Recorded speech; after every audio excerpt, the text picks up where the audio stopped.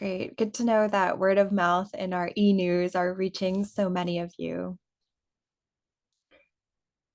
So my name is Kirsten Vega, and I'm a program officer with California Humanities, and I'm here with our wonderful Library Innovation Lab team. You'll hear from all of us today in turn, but first we just want to thank you so much for taking time out of your day to join us for the webinar. We know how hard it is to get some time away from the desk. We know it's precious time, so thank you for being here. The purpose of today's session is really just to give you more information about Library Innovation Lab, which is an opportunity for public librarians to create programs that better welcome immigrants to their libraries for the year 2025. It's a program that comes with some pretty fabulous mentors who are on the line today and support from California Humanities and much more. We'll get into it soon. After you've let us know where you're from in the chat, we'll be able to take your questions through the Q&A. You can write us a Q&A question at any time, and we'll have several breaks throughout the session. We'll also be recording today's session and send you a video if you want to share it with any supervisors or colleagues or anyone else you think might be a good fit for this program. I'm here with Felicia Kelly, who's the founding director of this program, California Humanities. Brett Connor, our fabulous grants manager, on the line with any eligibility questions. We also have Eric Cardoso of the Long Beach Public Library. Eric is going on 2 years as mentor in this program after a year of participating himself in 2022. He'll tell you all about the wonderful, deep community programs he created as part of this grant. Patty Malari at San Leandro Public Library, your other prospective mentor for 2025, and also herself, a past participant 2021. And going on year 3 as mentor, we're so lucky to have them, and we know you'll agree once you get to hear from them in just a few minutes. We'll start with an overview of Library Innovation Lab, what this program does, who benefits from it, what a year in the life of a Library Innovation Lab participant is like. Eric and Patty will tour you through their programs that they created and answer any questions you might have, just librarian to librarian. What was this really like for you? Brett and Felicia and I will walk you through the application and what you can expect in terms of when money is dispersed, when you would hear back if you applied, all of those important dates. But first, let's take a look at the chat. I'm curious where you're all tuning in from. Wow, Corona, California, Montgomery County, Maryland, Oakland, Maryland, Niles, Illinois, and Arundel County, Maryland. Wow, lots of Maryland folks. Fabulous. Jackson, Mississippi, Portland, Oregon, Visalia, Tulare County. Great. We've had a little participant from Tulare before. Frederick, Maryland, Evanston, Illinois, Frederick, Maryland, Alameda. Oh, excellent. Yeah, Alameda, Oakland, and Salinas. Okay, we're so glad you're here. Thank you, everyone. So if you're not familiar with California Humanities, we are the State Humanities Council of California. We serve the whole state in partnership with the National Endowment for the Humanities and have done so since about 1975, when state humanities councils were created in a compact with the federal government and the NEH. What we have done for many decades now is give grants for public humanities projects and events, and also conduct public humanities projects and events. We tend to be interested in themes like civic participation, California history, little known stories of California, and what the future of California might look like. We're an independent nonprofit, and we offer about 10, going on 11 grant deadlines every year. And so the Library Innovation Lab is one of our core programs, really a wonderful program that's been around since 2018. It was created after many conversations with public libraries in California who were starting to understand that about 1 in 4 Californians was an immigrant themselves, and 1 in 2 Californians had at least one immigrant parent. And as these, tidal shifts in California's demographics were making themselves known in our communities, libraries wanted a way to better serve and connect with their immigrant populations. And they needed training to overcome, as you all working at public libraries know, the at times formidable barriers in language, you know, cultural ways of being and connecting, and sometimes even more tense situations in their communities. And California Humanities, led by Felicia, discovered that public librarians, as a room of requirement stewards of these spaces, had a wonderful role to play in using public humanities events that showcase culture, humanities, thought, scholarship, family life, artisan making, performing, and much, much more of different cultures. That is a really rich way to bring people together at public librarians across many different immigrant communities. So for the last, gosh, 6 years now, 7 years now, 8 years. Yeah, 8 years. We're at 8 now. We have every year offered 10 seats in the Library Innovation Lab program. It's a learning cohort. So 10 public librarians come together every year. They're in peer-to-peer relationship with each other and in mentee relationship with two mentors, and in a training relationship with a number of specialists in design thinking, marketing, communication, evaluating. A number of resources and supports are brought into the cohort over a 12-month period where you will, and Felicia will get into this in just a moment, but where you will study your community, learn what immigrant groups are in your community, find new ways to reach them and build authentic, mutually beneficial relationships with them, and then bring them into a co-design relationship with you where you create public humanities programs that probably didn't exist in previous years, co-design with your immigrant populations, and then test them out over a 3 or 4 month trial period using a grant of $6,000 from our organization. So I'll let Felicia tell you more, and we'll go into the program goals. Okay. Thanks so much, Kirsten, and welcome again. And we're just delighted to have so many people from many parts of the country with us today, in addition to Californians, of course. Okay, so just to expand a little more on what Kirsten's already told you, we have a couple of kind of key goals for this program. The first objective at the top there, of course, is to support libraries in their mission of serving immigrants and immigrant communities, a large and growing segment of California and the nation's population. We know that libraries are already doing a lot of programming with and for immigrants that provides all kinds of useful and actionable information and resources. So what's special about this program is the emphasis on the public humanities as a way to meet the needs of immigrants, excuse me, and to foster more inclusive communities. So that takes us to our second objective in the lower left corner there, which is to encourage libraries to engage more deeply with immigrants through collaborative design practices that actually involve immigrants in helping to plan and implement public humanities programs that will reflect their needs, their interests, their values, their culture, and their concerns.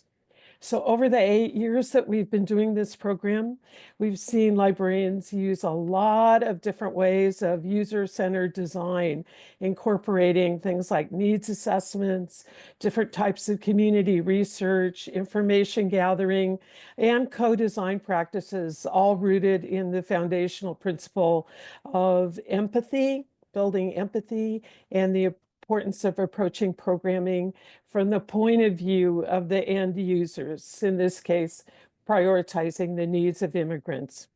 I would say, generally speaking, we've seen that the projects that make use of these strategies are more effective in engaging immigrants and fostering positive and productive long-term relationships between the libraries and the immigrant communities. So then over on the right, our third goal, using collaborative learning, really relates to professional development. This program emphasizes the importance of experimentation, innovation, and process. So that's why we use the term lab to describe it.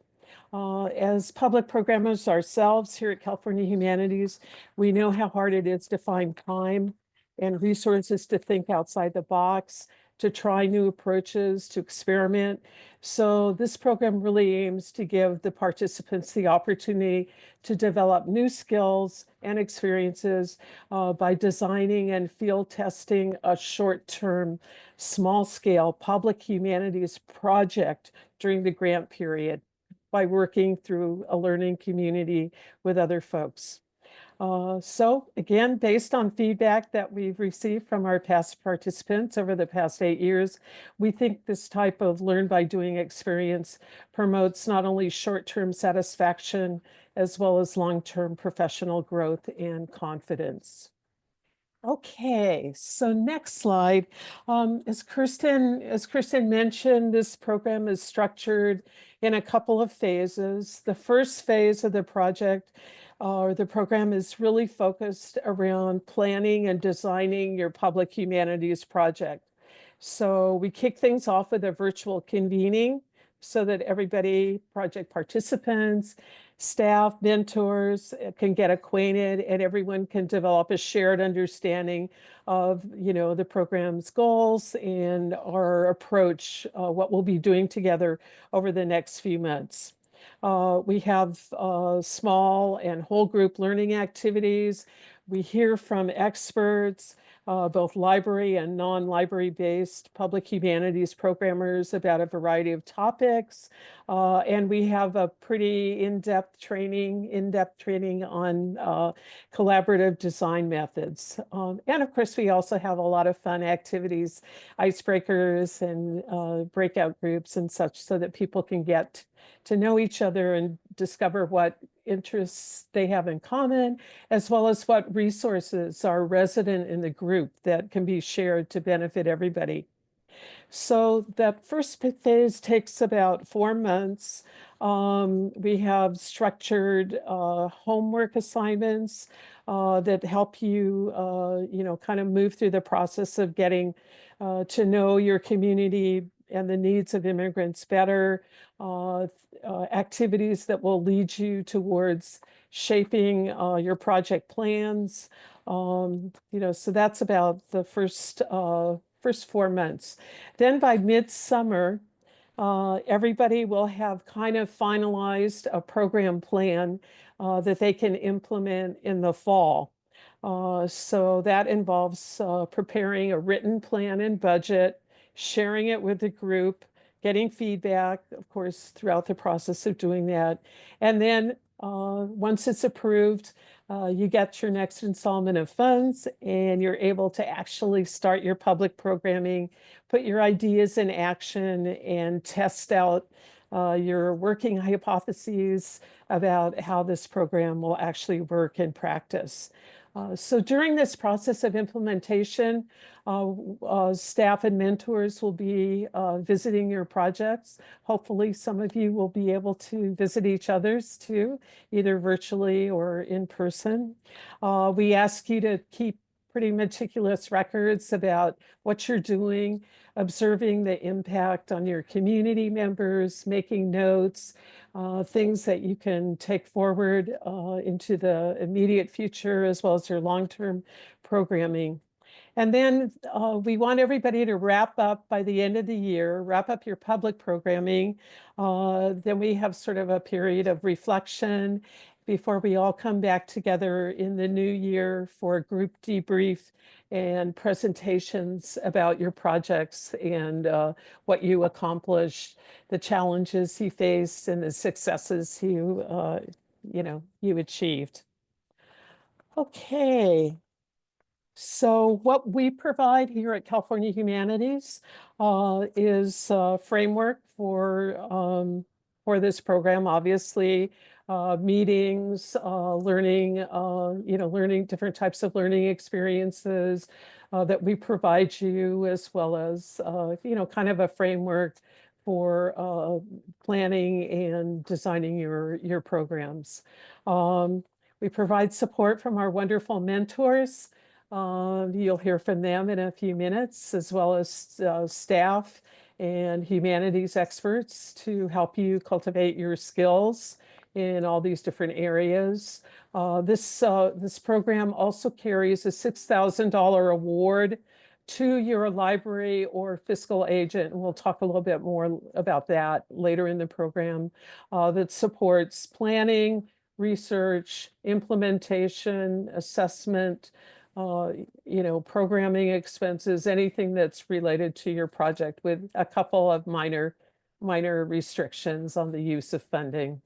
And we can also provide a small sum to support travel, either to visit other people's programs, or to do research, or possibly to present at a conference or a meeting.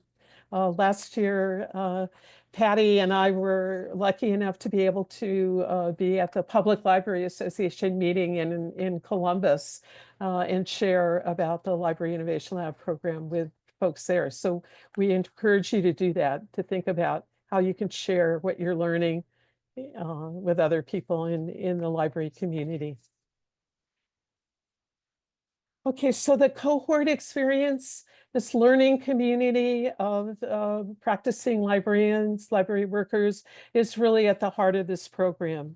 So each year's cohort has drawn a mix of libraries and librarians from rural, urban, suburban communities.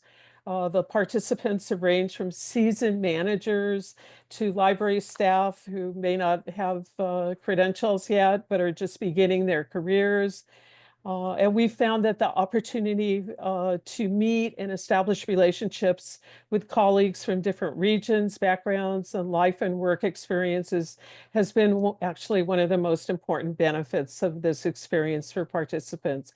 And this year, of course, we're very excited to be able to expand this opportunity beyond Californians to include libraries and librarians from other parts of the country.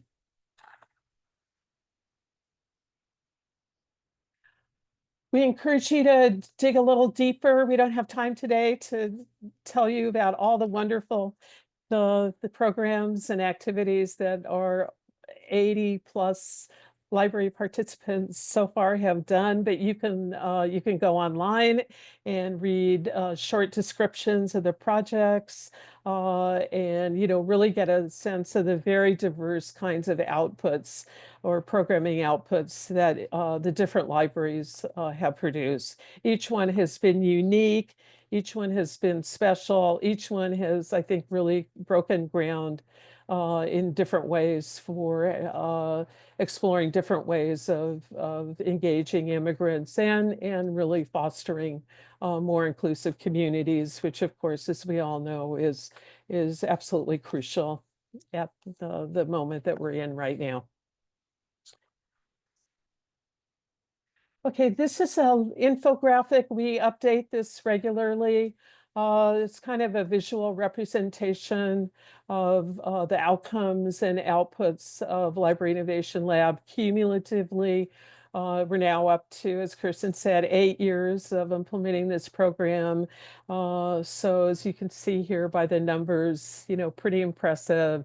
In terms of reach, over 100,000 Californians have been touched in different ways by this program. We've involved over 30 library jurisdictions, many different types of partner organizations in immigrant communities, as well as more broadly, very broad reach.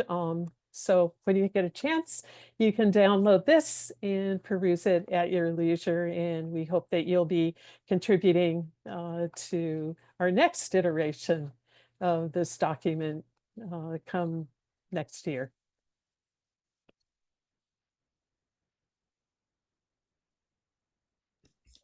Thanks, Felicia. If you have questions about what you just heard, put it in the Q&A and we'll be able to get back to you quickly. Let's see. How many times can we apply for the Library Innovation Lab grant? You can apply annually and be awarded once. This is another good one I see, Kirsten, and what if we've already completed phase one? Can we stick to our project and shape it based on additional findings? Do you mean after the grant period? Yes, or, um, I'm not sure I understand. Kirsten, what do you I'm think? I'm thinking that they've designed their program already, which I think that's a pretty important part of working through the cohort through the design phase, correct? Yes. If you've done some preliminary research about your community, or perhaps you're already plugged into some key immigrant communities, I think that's a wonderful starting point for this program. There'll be opportunity to do more, to do deeper interviews, and to recognize community partners that you would want to co-create programs with on a deeper level. So if what you're asking is, can I join having done some research about my community? I think the answer is yes. But to Brett and Felicia's point, if you've already conceived of your whole program and event slate, that would be probably a too advanced point to apply for the cohort. Patty, did you want to jump in? I just wanted to note that once you start doing the exercises, there's this whole segment called empathizing with your community and really getting to know members of your community. Oftentimes, cohort members learn much more and get an idea of what their community needs are and that they're different from what they thought at the beginning. So even if you've done preliminary work, you may find and discover so many more needs that you had not even thought of. And I find that's the case. Would you say, Kristen and Felicia, that we discover a lot more doing all these exercises? So And also getting feedback from other members of the cohort as part of the process, I think is super important. You know, we see people really learning a lot, bouncing ideas off of each other and stealing ideas from other people, which of course we, as designers, is something we want to encourage. we do encourage it with different Yeah, iterations. absolutely. And even throughout the course of, I mean, we don't get locked in. I think that's one of the beautiful things about this design process. You don't get locked in from phase one. Sometimes people in the summer are even changing their path because of what they're finding. So it's very malleable, is what I would say. Definitely. Well, if there are no more questions right now, maybe we can go into Patty and Eric's presentations and you can all get a sense of what this program looks like in action. Okay. Hi, everybody. Thank you. I'm just going to jump in and talk about a little bit of an overview of what the work I did was in San Leandro. I'm based in San Leandro in the East Bay. I've been working here for over 17 years. And my cohort was in 2021. And if you could back up a little bit, it was not too long ago, but it was kind of when we were opening up very slowly from the pandemic, actually. And we weren't even really allowed because of COVID restrictions to gather. So it was a bit of a challenging position for me to be in. The city of San Leandro is based in the East Bay. We're just between Oakland and Hayward. Our population is over 91,000, and we have quite a diverse community that we serve here. It's Asian Pacific Islanders come in at 36.1%, Caucasian 31%. As you can see, Latinos do make almost 3% as well as our African American community. Next, oh, and also the name of my project was belonging to the community. The events that we had were a mix of passive and also live events. From the top, I will just go in clockwork order. At the top, we had a chef talk that we had to have outside. We placed it in basically in our parking lot. But we had a chef talk with Popoca's head chef, Anthony Salguero. And so it was really interesting because we were focusing on the native, pardon me, the Salvadorian community. And Anthony was actually a pop-up chef, and he was showing up in like different bars in the outdoors. Here you can see him outside of a bar in Oakland. We were celebrating the Independence Day of El Salvador, and that was one of the communities that we focused on. He was a community figure who honored the Salvadorian roots um, of his cuisine, and he actually would travel back and forth. Popoca means smoked in Nahuatl, and he came and talked with us. We had a group of over 20 or 30 people just gathering to learn more about his technique. It's really interesting now because he found a brick and mortar place now, and it's really thriving. It's actually one of the best new restaurants of the United States now, according to Bon Appetit, and it's based in Oakland now. So how I pivoted because of the COVID restrictions was we had tasting boxes. So we normally would have indoor events where you'd have a buffet spread and even a talk, but this was the first time that we had it outdoors. He created tamal tasting boxes for everybody.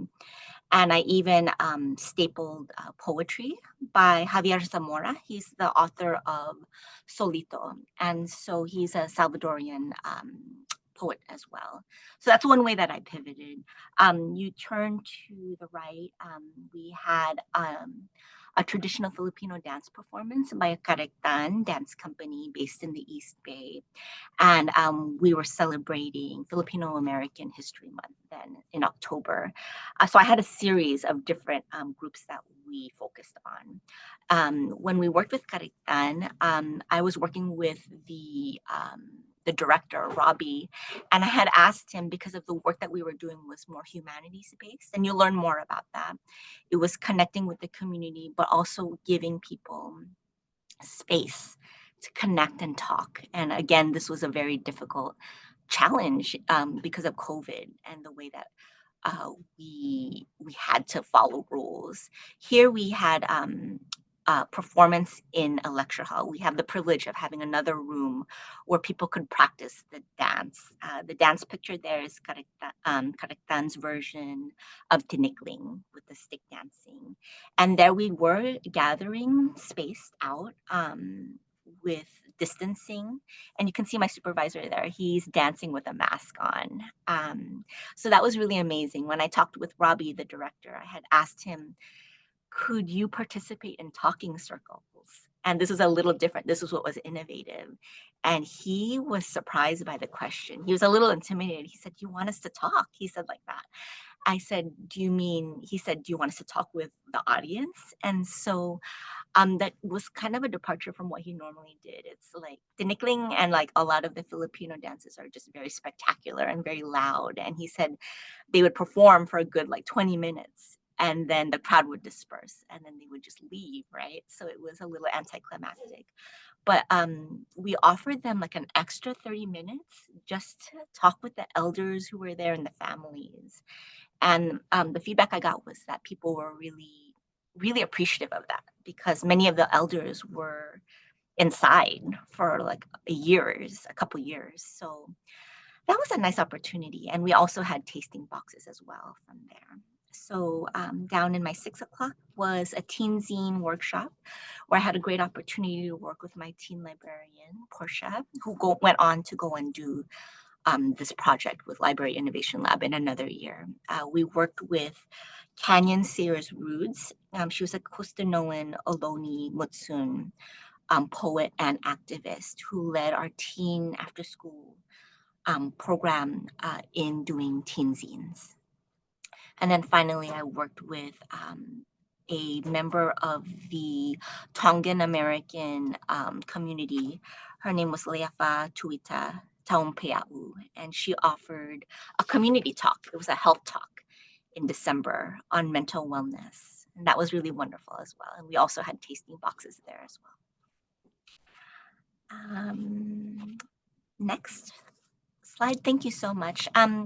You'll learn a lot of lessons, and I proud to say that even as a mentor, I learn a lot from our mentees and all of the members of the community that are working with us in LIL.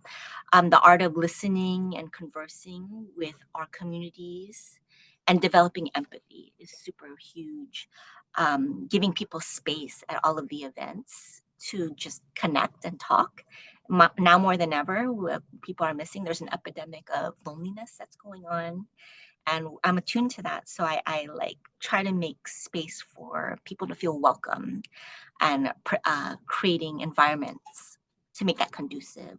Mistakes are valuable lessons. I've kind of learned to let go of perfectionism. I still handle like my challenges with that, but I learned that from making mistakes and from doing reflection on what I could have done better is really important to innovation. Truly, creating deep connections. I didn't put it on here, but creating deep connections. Felicia noted it with the community, but also creating really deep, lasting connections with the nonprofits that you work with, that you partner with.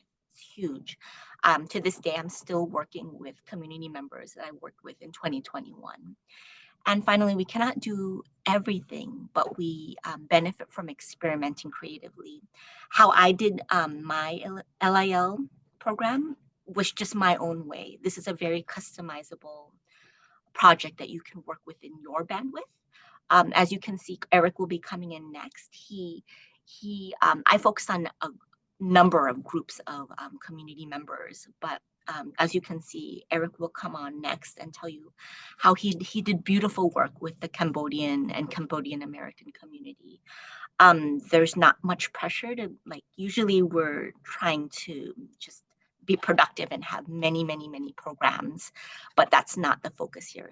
It's more connecting and having impactful community events that are lasting and that you'll learn from. So now Eric will talk. He's my co-mentor that I've been had a pleasure working with. He'll talk about his work in Long Beach. Thank you. Wonderful. Thank you so much, Patty. And thank you so much, Felicia and Kirsten, for a wonderful presentation. But yes, as Patty mentioned, you know, this work, really, we lean on each other, we support one another, we help each other. And I've learned so much from Patty coming in as a mentor in 2024. It was really a wonderful experience being able to just check in with each other, see how things are going. And also, as Patty mentioned at the end there, bandwidth, you know, knowing bandwidth and understanding going into your projects that, you know, you can't do everything, but really the work is in the community and you know, excuse me, working with your community and having those conversations so you can bring those wonderful humanities programs into your libraries. You know, and even if that's one program that brings in and connects your audience, then that is the biggest, like most special part of this work and the work that you're going to be doing. And so, yeah, my name is Eric Cardozo. I'm a senior librarian at the Long Beach Public Library in Southern California. And I work in youth services. I was a cohort member in 2022. And then I mentored this year's cohort 2024. And our program dates, I listed them there, was November through December. So we really went through the research process, the empathy, the design thinking, and then I did most of my programs towards the end of the year. And we went and did, as we were doing research and talking to folks in the community, something that I heard a lot of was just bringing in families and bringing in families in the Cambodian culture, but also outside of their culture, so folks can learn about the Cambodian community and culture. And so that's why the title of our program was Come I, Come All, for everyone to you know, to come in and learn and enjoy. Next slide, please. And so a little bit about Long Beach demographics. And going into it, I had an idea that I wanted to celebrate the Cambodian community, but I know that was a question that was asked earlier. And as our team mentioned, you know, when you're doing your research, you really do get to learn more needs. You really get to, sometimes it's just one person letting you know, this is what we want, this is what we, and then you really start to think about how you're going to make this happen. And you know, and so we went in and did some research there, and our little Long Beach area is known as Cambodian capital of the United States. We have about 4% of the city's population is of Cambodian descent. We are said to be the second largest population of Cambodian immigrants outside of Southeast Asia. And then our Anaheim Street corridor, as mentioned there, has been known as Cambodia Town since 2007. There's a lot of stores, restaurants, jewelry shops, and as I mentioned, grocery stores that are Cambodian owned. And then we have one branch. We're a 12 branch system, and our Mark Twain Neighborhood Library is on Anaheim Street, and we have a collection of 500 books in Khmer. And so, yeah, I mean, we actually received a grant to go to Cambodia and purchase some books to bring back into our collection, and it's just been growing ever since. Next slide, please. And then with our programs, we really wanted to focus on storytelling, a little bit of, kind of mix the history and culture with storytelling, dancing, art, music, writing, and film, and really showcase that. And we sort of broke it up into different segments. We had a Kamai Kamal kickoff ceremony, which consisted of several events in one day. And then we had a few programs throughout the month of November into December, which is when we had our concluding ceremony. And then we had like a social hour where folks can come and enjoy a dance and also participate in the dance. We had food from a local Cambodian shop up the street from the Mark Twain Library, Riverside Market. Shout out. And so that was really wonderful. And then we had Honi Hak, who was a DJ that came in and played some really good mixed music of Khmer songs. And then we also did button making. We had some crafts. We brought in the United Cambodian Community, which is down the street from our library, to come in and also engage in some art crafts with the kids. It was a family event. And then, as I mentioned, we did buttons, and children were able to write their name in Cambodia and then Khmer, excuse me, and then make buttons so they can wear throughout the event. And it was really fun. And they loved the buttons. They would come back and ask to do more. So it was a really fun experience. Next slide, please. So these are just some examples of programs that we hosted. We did have a Khmer story time with Kamada kids. On the top left, you see that's Brandy Myers reading to the children. She brought in some activities. She brought in some boards that they can, learn some words in Khmer. And then she brought in coloring sheets and read some stories. She has her own collection as well. And that was a lot of fun and very engaging too, and the kids really enjoyed that experience. We also had Modern Apsara Company, as you see on the top right. That's Mia Lath, the owner of the company, and she brought in dancers to come in and really just tell stories through just different hand gestures.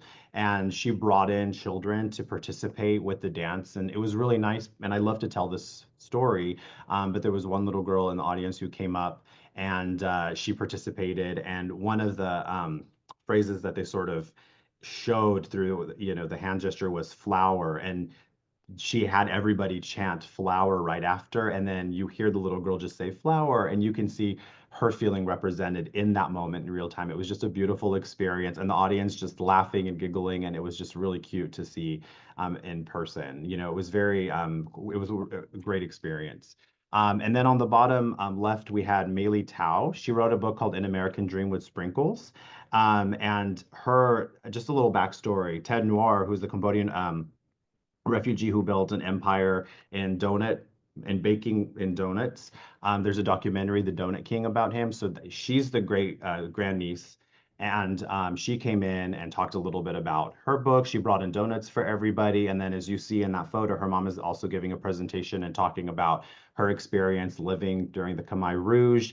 And, a lot of folks in the audience actually experienced that and escaped the Khmer Rouge. And it's been years since a lot of folks had talked about it because of just the traumatic experience. A lot of folks have PTSD, and it empowered them to talk about it. So there was a sense of connection and empathy in the room, and one person would share their story because of her experience, and then it just sort of became like everyone came up and started talking and sharing their experiences. So that was really nice to see as well.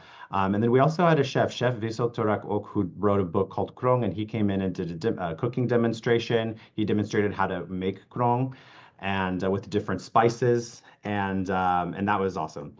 And then he also told a little bit about his mom and how growing up, in his household, his mom would make it and sort of how that made him feel from just, growing up and how it was nostalgic for him every time he makes it. So that was wonderful. Also a wonderful talk. Next slide, please. And then just some highlights, building partnerships. We still are very close with, are in touch with the United Cambodian community, Kamada Kids, who I mentioned as well, who did our story time, Modern Apps are a company who did the dance. We've had them back since to do additional programming. And now, because of that relationship, that partnership that we've been able to build, they also reach out to us, and we're always figuring out ways to continue providing support for the community. So that was wonderful. That has been wonderful. It's been a wonderful experience. A community member engagement. Community members are always, asking what's next, and that's always great because, it's just that consistency. Continue to provide and support and come to the community. Appreciation spoken from members of the community, as I mentioned. The children engagement was always great through the button making, again, involving the families in the dance, in the story times. We also had one program I didn't mention there, but we had someone come in and do Khmer calligraphy. And so that was awesome to see as well. People would, sketch their name in Khmer, and so that was another wonderful highlight. And then it gave us an opportunity to really talk about the Khmer collection and highlight the book collection. We had displays in the room during our events, a table with different books, and then also how to get a library card, how to check out the books, just making it really accessible and easy for folks attending the events. And then planning additional programs for the future, as I mentioned. Yeah, so a lot of wonderful highlights, and it was a wonderful experience, still is. And thank you so much for being here today. Look forward to hearing from everyone. I believe that's it. Thank you so much, Patty and Eric. It's great to hear about the relationships you built through these programs and the relationships that are still serving your programming today, years later. I think we have some questions for you. Let's see. Oliver is asking, what are your language access best practices? Would either of you like to talk about how you handle language access? Sure. We actually have a language access department that's been able to translate our flyers in Khmer. We have it sort of like the description of the event, the title of the event, and then underneath there would be a translation in Khmer.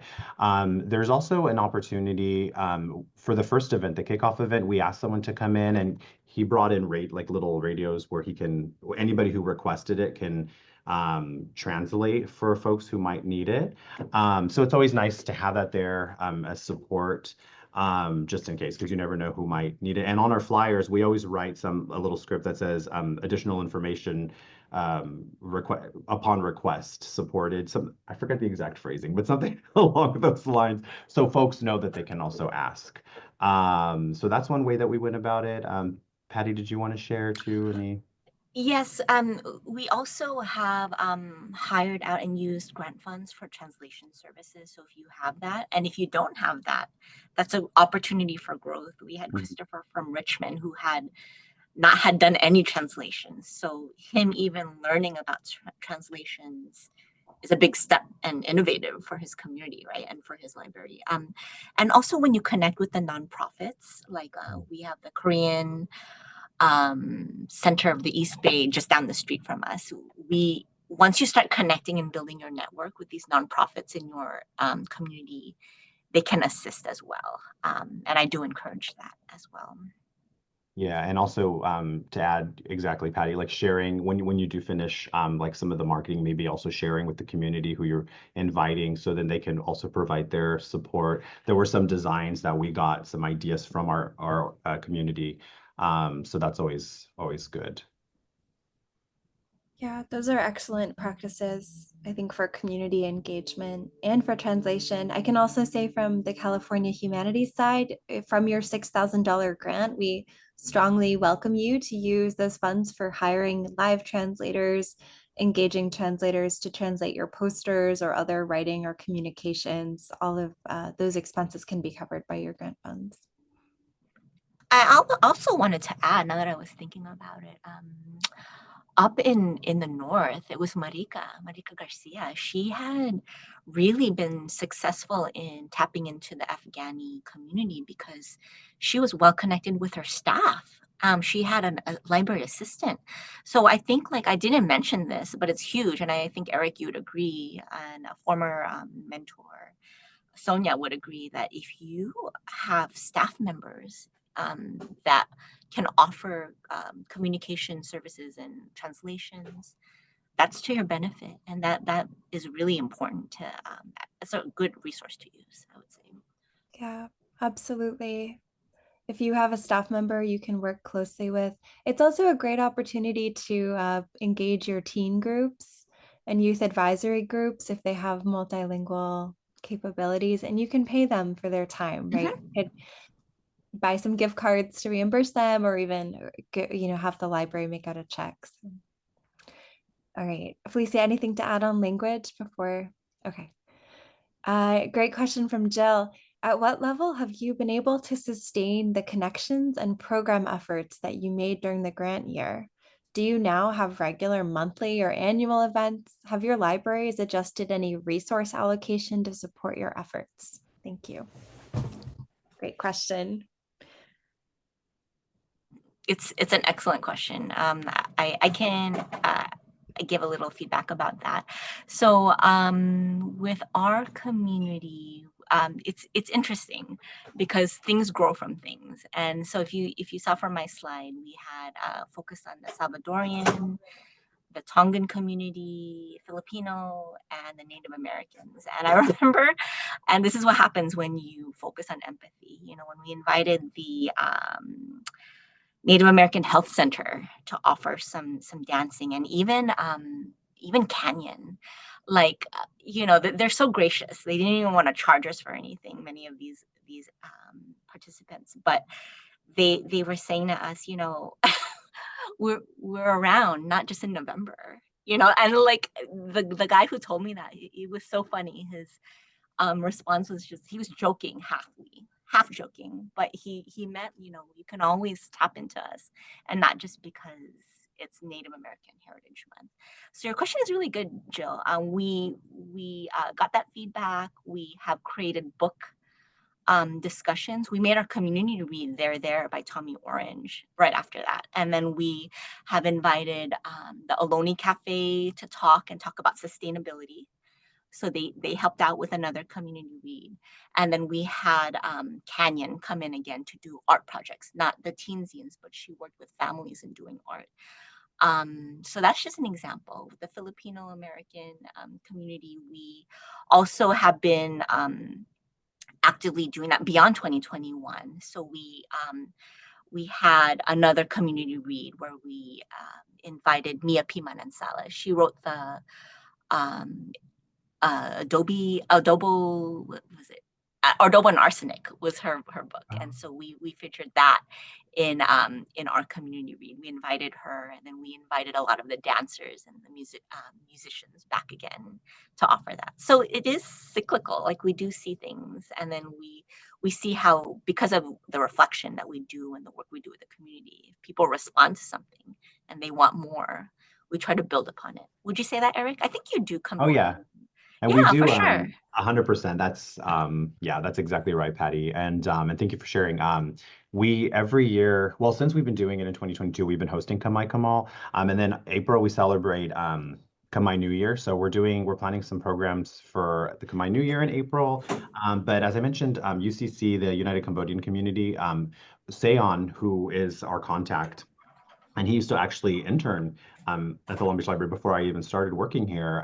He's wonderful, and he's an artist, and so sometimes he'll come in and provide art workshops, and then they'll come in and do just different, like, one-off programming with children where they're doing art activities, and sort of leading those activities. And I think that really helped, in building that partnership, because we can invite him to come in and table, and just provide simple art activities. Same thing with Kamada Kids, who provided story time.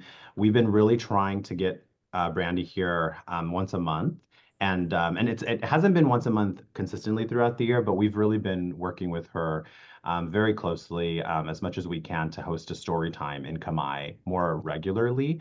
And so that's been wonderful. And then also she's really built like a network in our city because she did a story time at the Mark Twain Library. And then I invited her to try doing a Kamai story time or hosting a Kamai story time at another one of our branches. And a lot of folks, when they saw the marketing, came over specifically for her because they love the story time that she provides. She's very engaging, she's very energetic, enthusiastic, and the kids really, really love her. And so that was really, really nice to see. And then also Devet Chet, who does our he's taught a few classes here in Khmer calligraphy since. And he's used some of our study rooms to host courses. He does have his own class that he teaches, and so he's been using some of the library space for that. So again, it's like building the relationship and knowing that we have the services for our community. And a lot of really all of this and the context that I mentioned was because of Kamai Kamal and really building the relationship, the partnership. Throughout the years. Yeah. Right. It's not just performative, I think that's one of the main things we learn about, these connections with these people. You don't just invite them and then, oh, see you next year. It's more like Yeah. an ongoing, reciprocal, mutual benefit for the community and for the library too. Yeah, but that's a really good question. And then she also followed up, have your libraries adjusted resource allocation? Yeah, I would say San Leandro's pretty good about, if we show that there is a need and a appeal factor. And I think Right. LIL is really great for showing that you can branch out and do different things. And if there's a high appeal, you can continue on that route. Yeah, yeah. I was just going to say, in some cases too, I think the experience that librarians get through this program gives them the confidence to go on and apply for other types of grants, and really go out into the community and look for traditional sources of funding, from foundations and corporate donations, but also, just really getting more entrepreneurial in general about how can you work with community partners, to get donations. Both of you talked about getting food donated from restaurants and markets, and establishing those kinds of relationships that can support, long-term programming is really useful. I think. I think too, in some cases, folks have started things that they actually weren't able to wrap up during the grant period. So a couple of people have initiated oral history projects, for example, that they've gone on to, to carry out well after the grant period, sometimes with external funding, and sometimes just the library has been able to, dig up the resources to keep those things going. So that's one of the exciting things about this program, I think, is you just don't know what's going to happen. There are a lot of, as we say in the business, emergent outcomes, right? Things that develop, and you can't anticipate them when you go in, but they're really often quite wonderful and magical. Yes, yes. And one last thought on the resource allocation. We have seen some libraries allocate a higher budget level to bilingual, multilingual resources to their collections. Development practices have changed as a result of this program. We had a librarian a couple of years ago who was able to persuade their director to spend $5,000 more a year on materials in Spanish and Vietnamese. So that's an ask you can start to make with new demographic data that you'll gather. And also, we've had a number of librarians come through this program and then apply for the kinds of senior leadership positions where they're making collections and programming decisions. So if you're someone who's, still growing through your career, deciding at what part of the library you can be of service, going through this program might give you the tools you need to step into like a director position where you do want to prioritize immigrant connections as part of your suite of programming, et cetera. Well, Felicia, your comment about this program being a great primer for those who want to work on getting more donations and community partnerships going. Margarita has asked us about making their match, and can salaries be used as a match? Yes, absolutely. The $6,000 match you'll need to make as part of this grant can be made up of your donated time, your library's donated spaces, donations from your community in the form of food, time, volunteering, you name it. No one has had a problem making their match because these resources, add up to high value very quickly. As you know, your own salary time will get you almost to 6,000, I'm sure, over the course of the year. But if you want to talk more about match sources, we do have some more resources in the FAQ. And yes, to follow up, Jill, stipends for community presenters are core budget items in this program. Anyone who does labor for you, who presents for you or with you, anyone who you interview as a research subject could be a prospective stipend holder. So yes, paying people who work on these programs is written into the grant. We just have one more question here, and it is such an important one that I think we should tackle it now, and then we can give some high-level info about the timeline. We'll be here till 15 past the hour. So the question is, and Patty, Eric, Felicia, jump in, how do we make our programs welcoming for new immigrant communities without setting them up as targets for anti-immigrant sweeps? Are there any programs you see being developed to shield them from xenophobic attacks?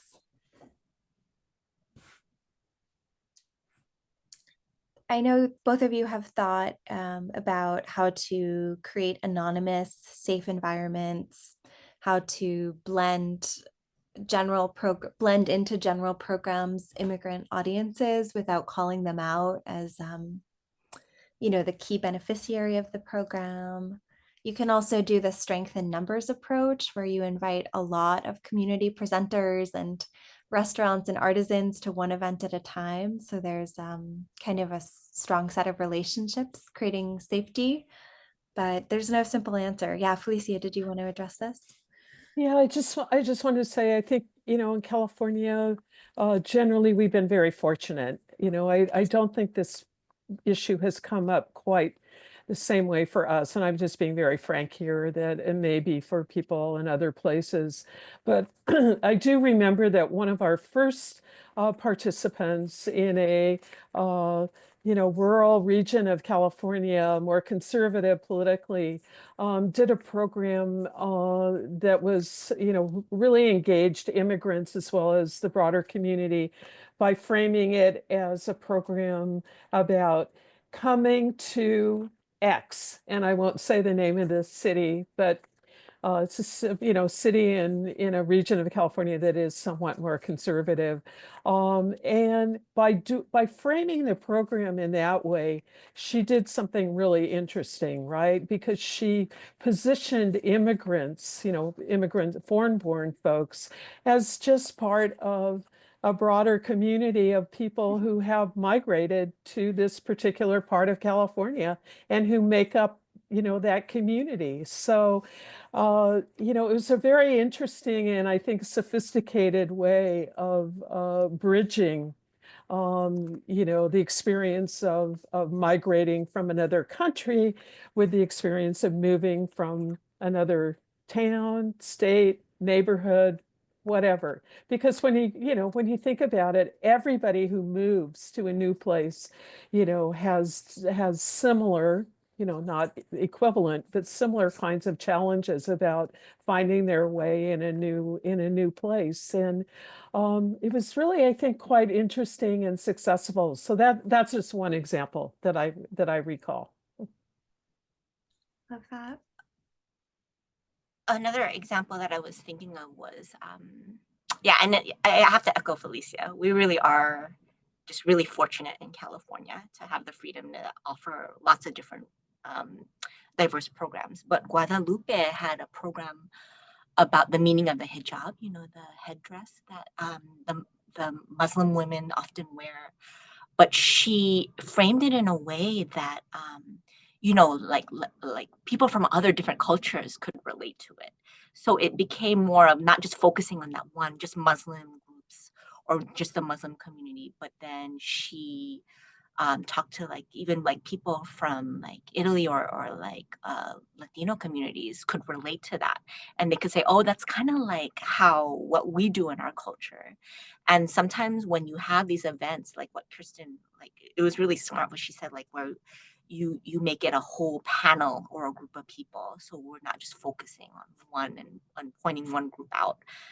It happened when I had my Arabic American Heritage Month. We had Yemeni groups coming in, but then there was someone in the audience that said, he pointed out, oh, that sounds the influence of that music sounds very Spanish.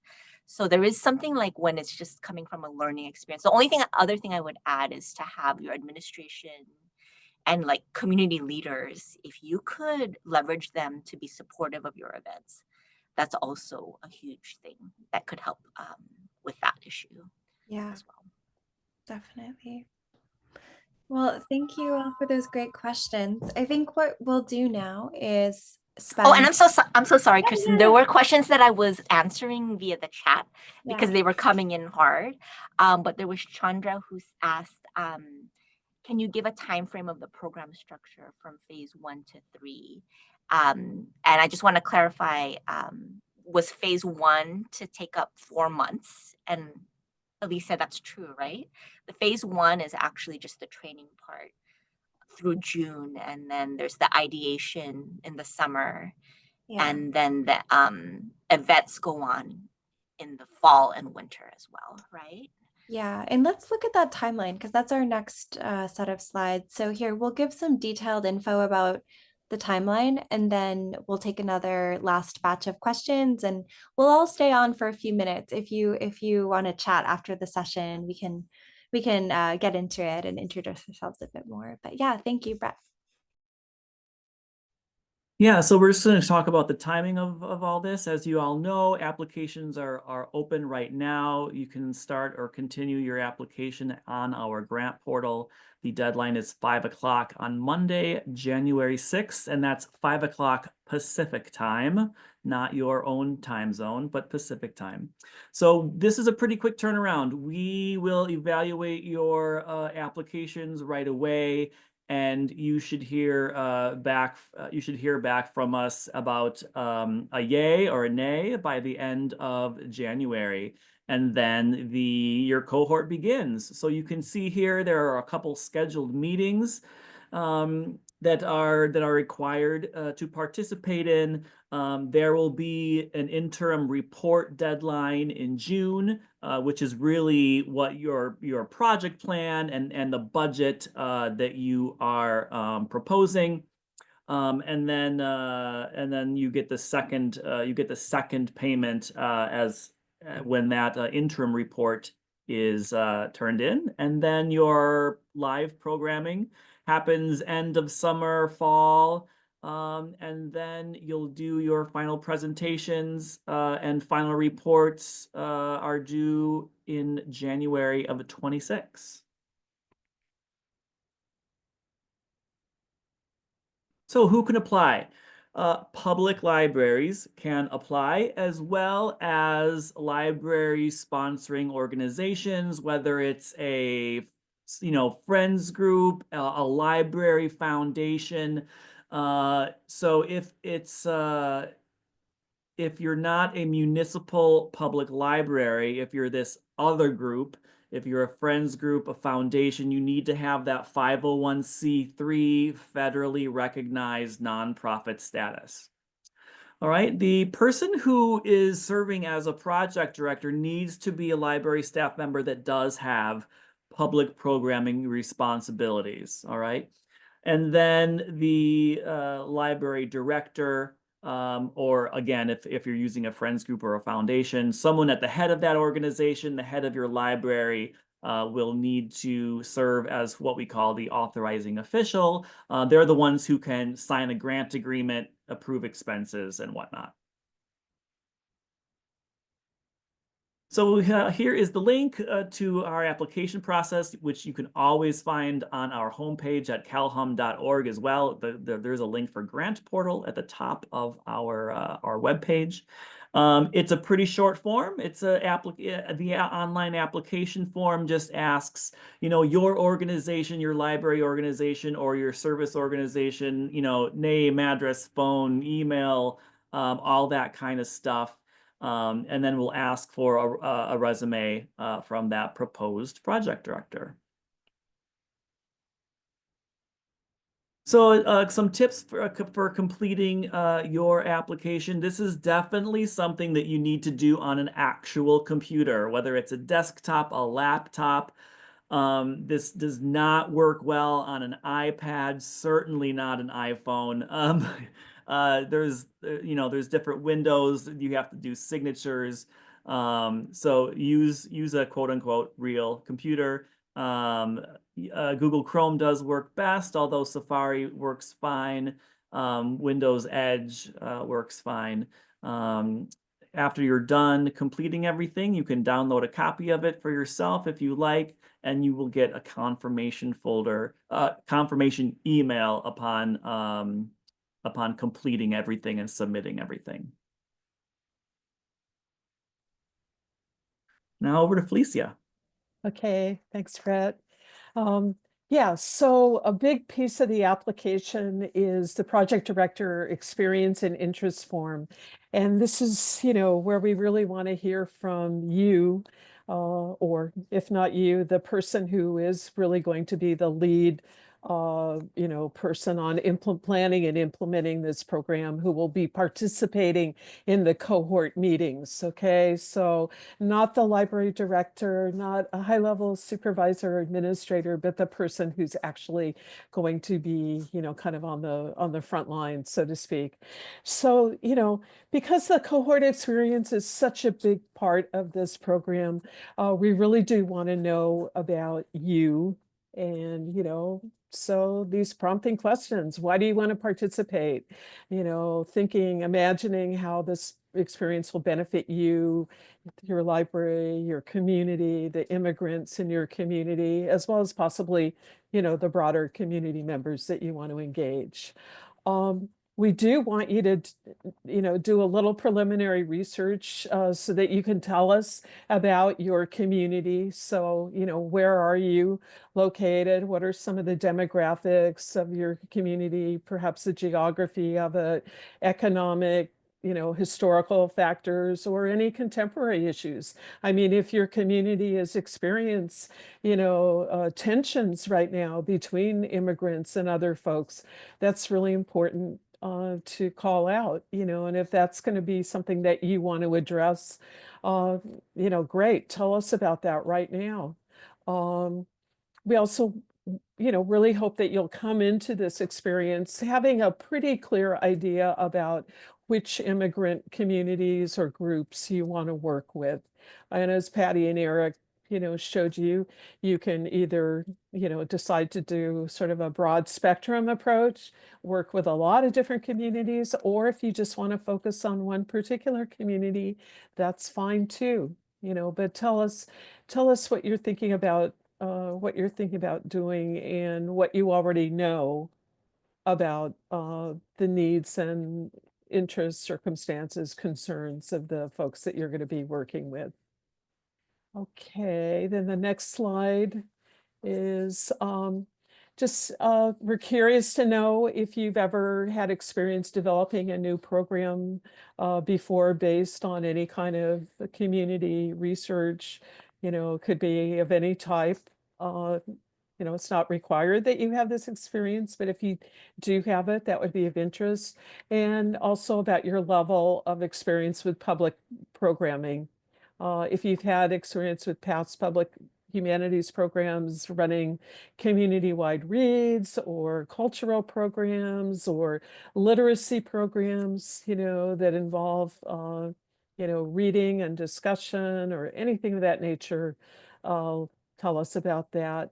And then finally, having some kind of idea about who you're going to be able to call on at your library and in your community to support this project. So, you know, thinking kind of blue sky about who you might be able to tap, to engage, and what you imagine they would be bringing to the project would be really helpful. And that also includes the material resources that you might be able to garner from external partners, as well as, you know, in terms of library, the value of library contributions, whether it's staff time or use of facilities, equipment, you know, whatever you can provide.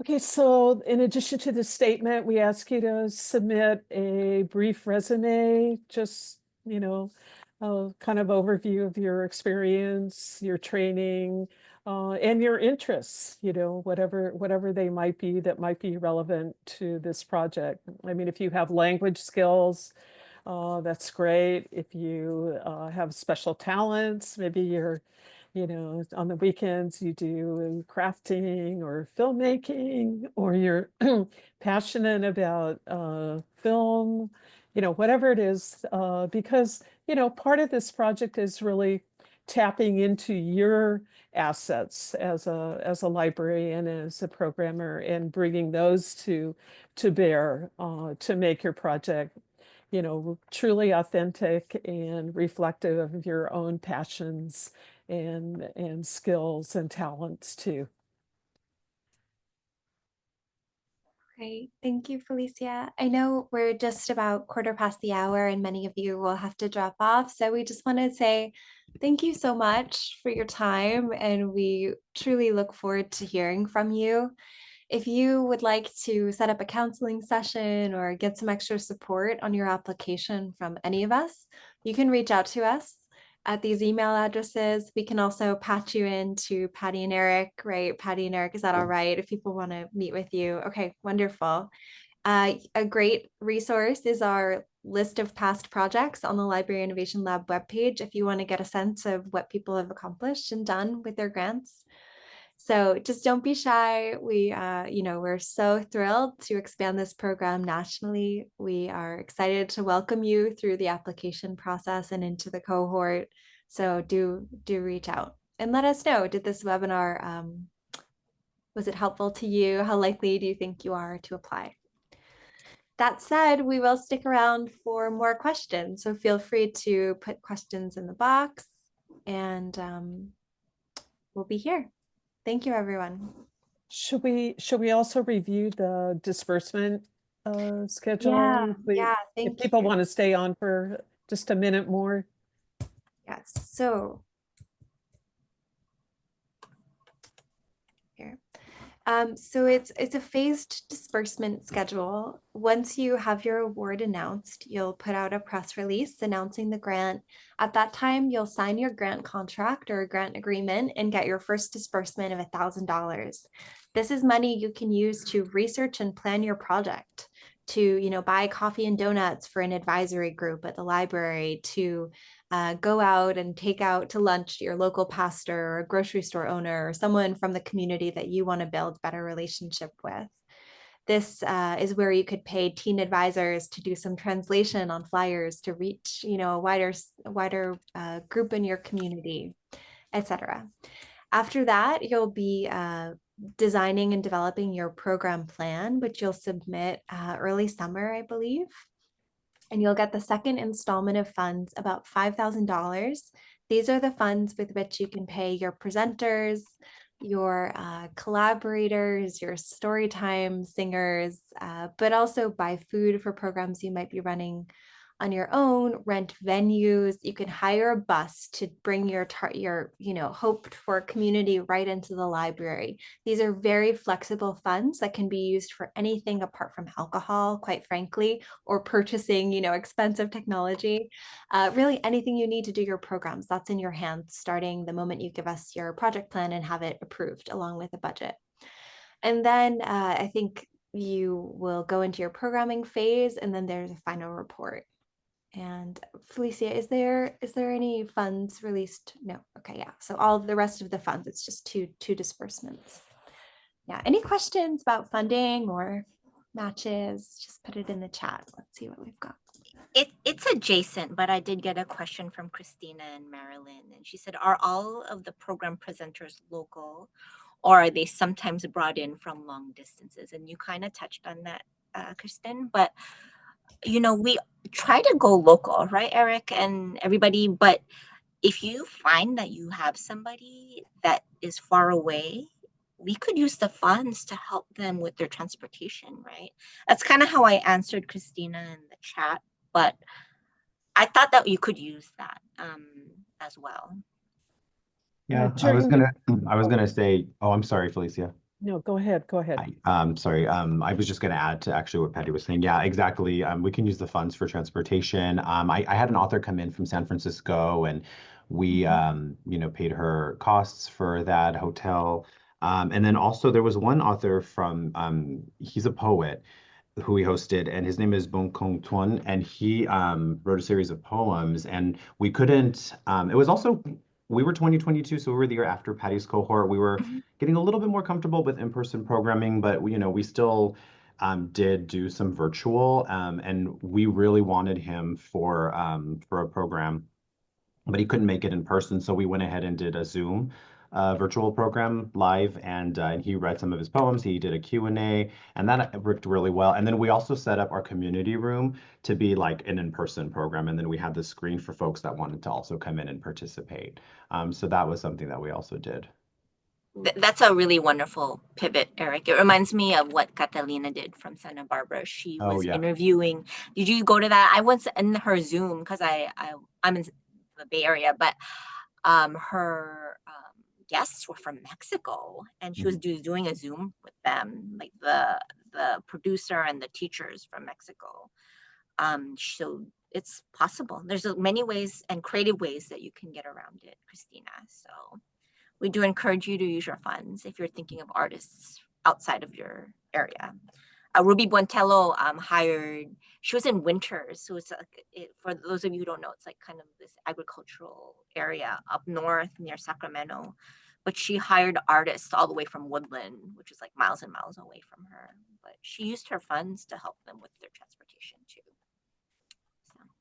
Yeah, I was just going to say, especially during the pandemic, but also in other cases, a lot of people have used virtual programming formats. So things like, writing workshops, other types of, virtual, engagement opportunities. And that's also something I think if people are nervous about gathering in person, you could also think about engaging people through some of these virtual platforms. That's, sad maybe, but also, if that's necessary, might be something you could do. We have to be realistic. Yeah, yeah. I think this is a really perceptive question here from Hilda. I noticed that many programs involve the arts. I'm wondering if anyone has done something along the lines of skill training for their target audience. Would that be acceptable for this type of grant?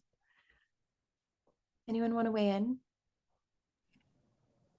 I would say, yeah, I would say so, but it depends on the skill set. So I had one of my mentees is actually my coworker. I worked with her in 2021.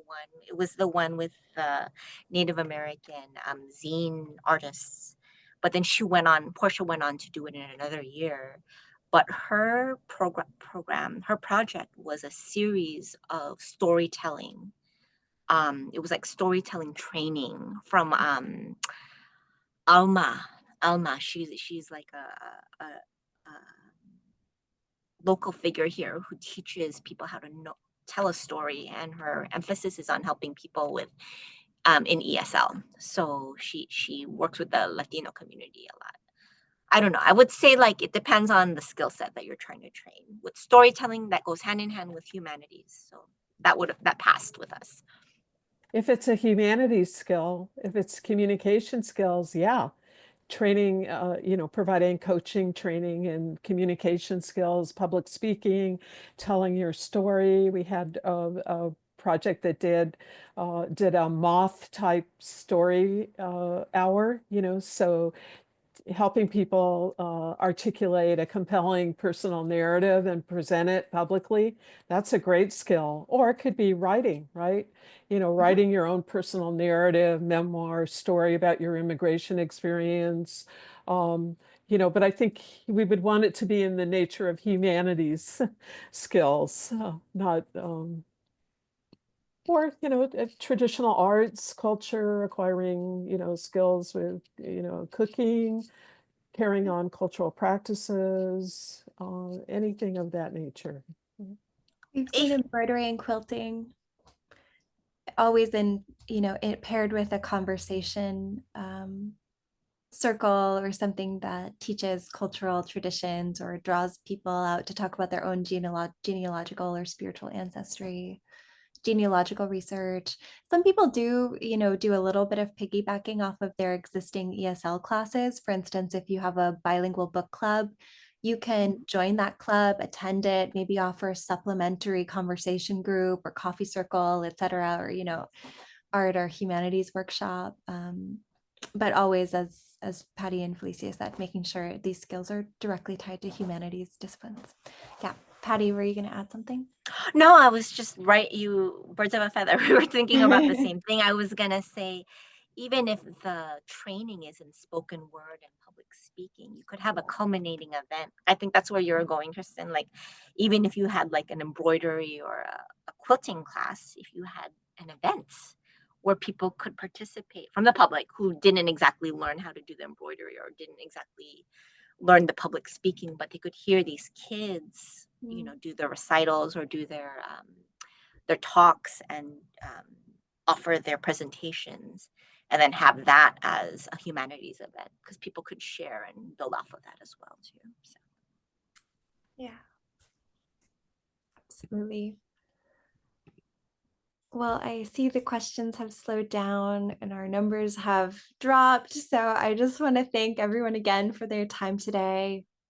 Do get in touch if we can help you think through or talk through any part of your application. Oh, Hilda, you've raised your hand. Yeah, let me see. Can I unmute you? That could be fun. Allowed to talk. Okay, Hilda, if you'd like to speak, you can also type if you're shy. Oh, I'm sorry. I did that by accident. Thank you. Oh, okay. Thank you all. All righty. And I think there was one question, you might have answered it, Kristen, but people wanted the slides because they were so informative. So hopefully everyone can get. Thank you, Margarita. Yes, we will send the slides out. Yeah, thanks for calling that to attention, Patty. We'll send the slides in the recording in the next few days. All right. Oh, I see a little red Q&A. Yep, thank you. Thank you all. Thank you. Thank you, Margarita. Thank you, Chandara. Okay. Bye, everyone. Take care. Thank you. Thank you all.